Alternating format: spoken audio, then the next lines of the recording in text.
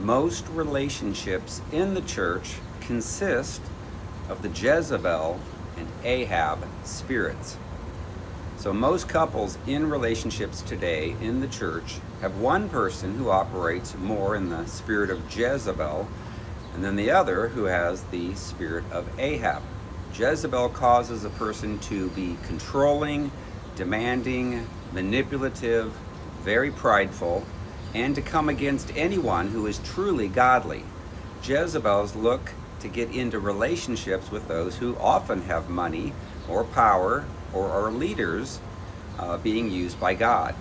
Now, Ahab causes a person to draw into relationships with Jezebels who will do their dirty work to give them what they want.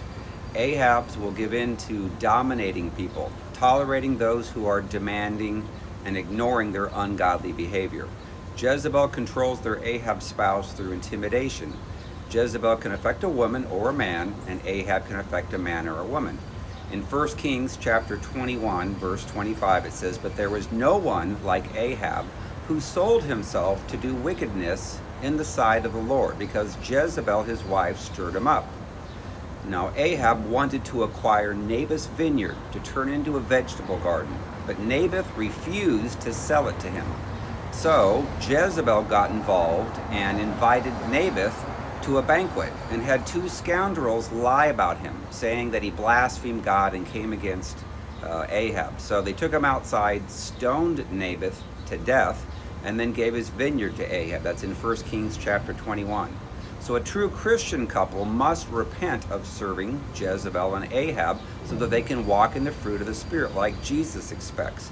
They need to get their soul wounds healed from childhood, forgive everyone who hurt them from their hearts, repent for their pride, make sin rare in their lives, and then they can walk in the fruit of the Spirit.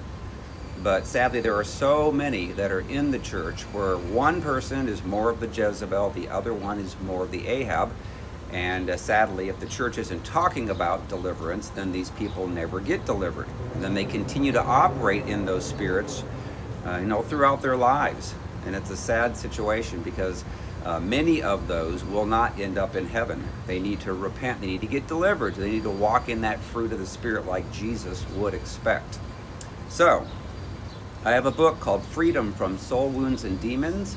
It's the #1 bestseller on Amazon in the spiritual warfare and the Christian marriage categories. And you can access that book through Amazon in either paperback, Kindle, or Audible.